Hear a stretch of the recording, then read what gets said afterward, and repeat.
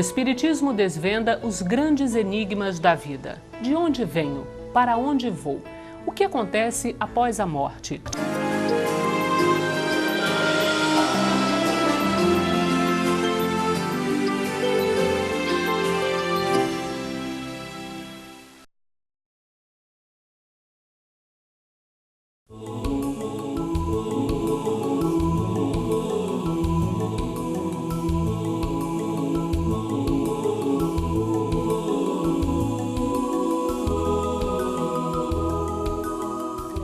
O mundo parece ser um lugar cheio de injustiças. De um lado, aqueles que têm muito, do outro, aqueles que nada têm. Miséria, riqueza, alegria e solidão. O mundo é o lugar onde os inocentes são condenados, onde os puros de coração sofrem calúnias e injúrias. Mas diante de todos esses problemas, uma voz interior sussurra: Deus é bom e justo. E dentro do coração carregamos uma certeza: todas as coisas estão no lugar exato. Sim, elas estão.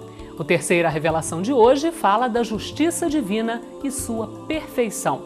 Você vai ver o advogado espírita Hélio Loureiro explicar a diferença entre a justiça dos homens e a justiça de Deus. O meu convidado, Hélio Ribeiro, que é diretor de unificação da Federação Espírita do Rio de Janeiro. Se temos essa justiça de Deus, que é perfeita, como dissemos no início do programa, por que precisamos da justiça dos homens?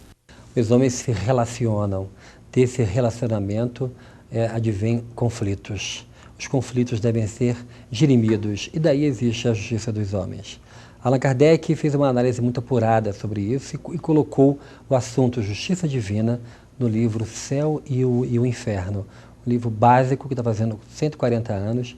Ele faz parte da base do conhecimento espírita e ali se tem uma noção clara daquilo que Jesus nos ensinou, a cada qual segundo as suas obras. Hélio, o que representa hoje um grande empecilho, um grande obstáculo para a nossa evolução na compreensão da justiça divina? Ainda vamos tocar na tecla do orgulho. Ainda temos ainda uma concepção muito pequena do que seja a própria divindade.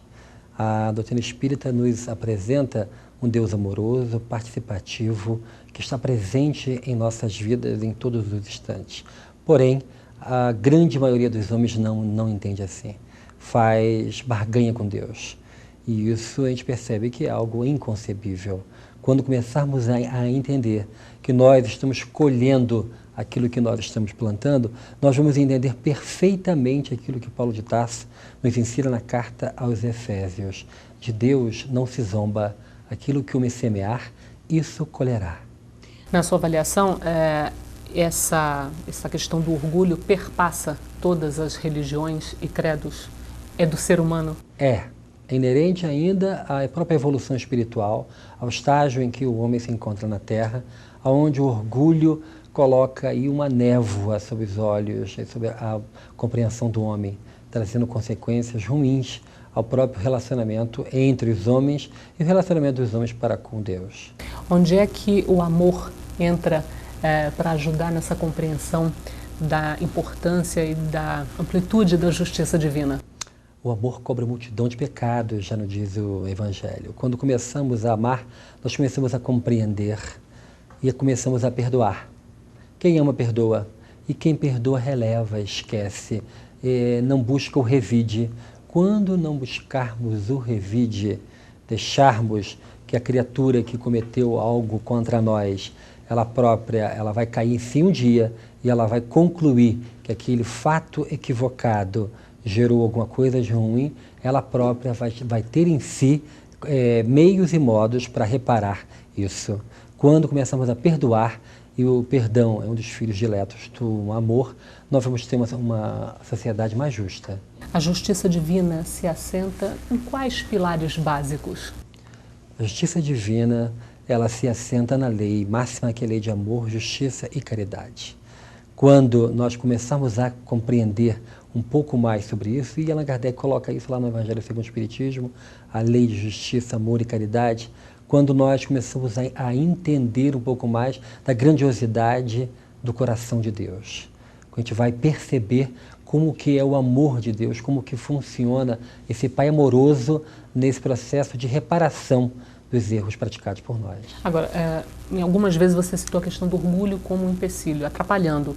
Agora, como é que os espíritos nos ajudam ou podem nos ajudar a fazer o trabalho oposto, a compreender essa justiça divina, a aceitar, a interagir melhor com ela? Os ensinos que os Espíritos nos trazem, aí a obra básica é o Livro dos Espíritos, nos diz que faz necessária uma reforma íntima. O meio através do qual nós vamos começar a nos reformar intimamente, a superar barreiras, a barreira do orgulho, vaidade, a começar a superar isso e a viver um grande estágio melhor, que é o da piedade. Quando nós começarmos a ser misericordiosos conosco, com o próximo, nós vamos começar a entender que todo mundo falha, todo mundo merece uma chance, um recomeçar, como foi o caso de Jesus com a mulher adúltera que ia morrer a pedradas. E ele disse, quem tiver sem nenhum erro que atire a primeira pedra. Aquele momento ali é o exemplo máximo da justiça. A justiça aonde nós não podemos julgar, não julgueis. Aonde nós temos que aprender a sermos fiscais da nossa própria conduta e não fiscais da conduta alheia. A cada qual será dado conforme as suas obras. Ou seja, nós temos que fazer com que comecemos a praticar o bem. Fazer o bem sem olhar a quem, sem exigir nada em troca.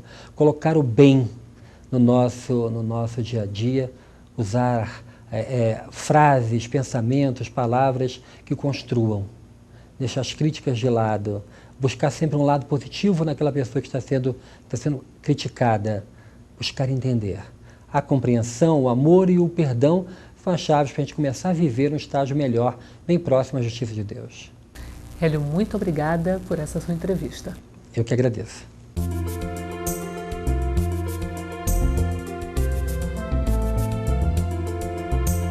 Deus é eterno, imutável, imaterial, único, onipotente, soberanamente justo e bom.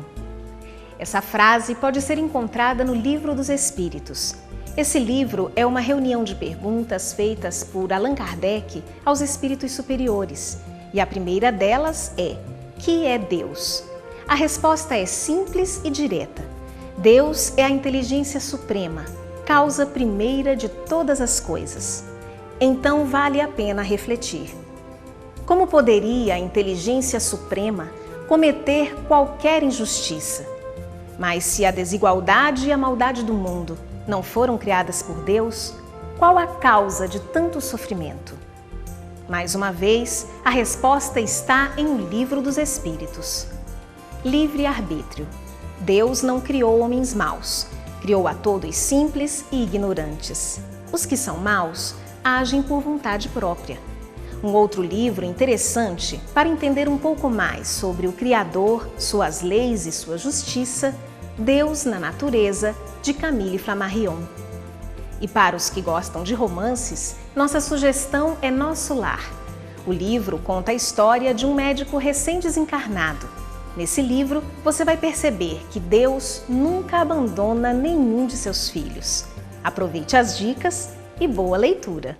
Pesquisa realizada na Universidade de Oslo, na Noruega, mostra que abortos voluntários podem causar sofrimentos psicológicos que levam pelo menos 5 anos para serem superados. Os cientistas constataram que 10 dias após o abortamento, 47,5% das mulheres que tiveram aborto espontâneo apresentaram sinais de sofrimento mental. Esse número diminuiu para 22,5% após 6 meses. Depois de 5 anos, apenas 2,6% das mulheres apresentavam sequelas. Mas no grupo das mulheres que provocaram aborto, das 30% que registraram sofrimento nos 10 primeiros dias, quase todas, 25,7%, continuavam psicologicamente abaladas 6 meses depois.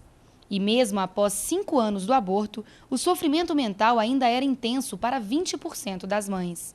A equipe de cientistas comparou 40 mulheres que tiveram abortos espontâneos com outras 80 que optaram pela interrupção da gravidez. Os resultados reforçam a importância de se oferecer às mulheres informações sobre os efeitos psicológicos do aborto premeditado. O movimento espírita tem participado ativamente da luta contra o aborto. Enquanto parlamentares tentam aprovar o projeto de lei que descriminaliza o aborto, deputados e senadores da Frente Parlamentar em Defesa da Vida tentam mostrar aos colegas de Congresso a importância de proteção dos bebês indefesos nas barrigas das mães. O direito à vida é um direito constitucionalmente garantido como um direito inviolável do ser humano. A partir da concepção, a vida existe como uma forma humana e nós temos que preservá-la. Nós não podemos aceitar de forma nenhuma que se comece um movimento de que a vida possa ser desrespeitada em qualquer circunstância. Da decisão de legalização do aborto, o movimento espírita continua defendendo sua posição a favor da vida.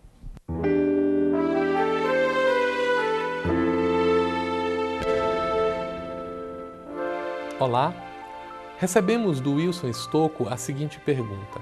Ao desencarnar, ficamos em um pronto-socorro no umbral ou vamos direto para uma colônia no mundo dos espíritos? É importante, Wilson, lembrarmos que o umbral refere-se apenas a uma condição de entrada no mundo espiritual. É uma analogia de uma expressão utilizada por André Luiz quando refere-se ao ponto de entrada do espírito no mundo espiritual, referindo-se como sendo o umbral, um ponto de entrada qualquer. O umbral representa não um espaço geográfico aonde o espírito permanece ao chegar no mundo espiritual, mas há uma condição de convivência. E quando desencarnamos, nós tanto podemos ir para uma colônia espiritual com a qual guardamos afinidade, como podemos estar num pronto-socorro espiritual se esta for a nossa condição de necessidade.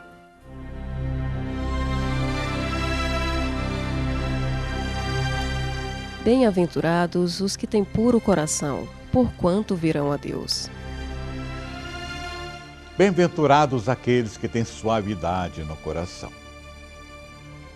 Bem-aventurados aqueles que tratam com lhaneza, com gentileza, mas sincera, não com a fraternidade formal, não com o chamado espírito de solidariedade, mas somente, de novo repetindo, movido pela intelectualidade, pelas circunstâncias, pela posição, pelo dever social ou profissional.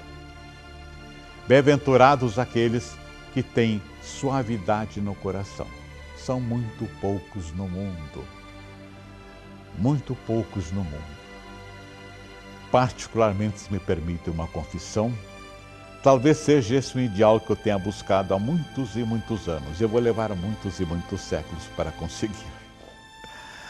Suavidade no coração. Nossos exemplos, nossos paradigmas, basta olhar. Nós não podemos imaginar a figura de Jesus a não ser uma expressão de máxima suavidade.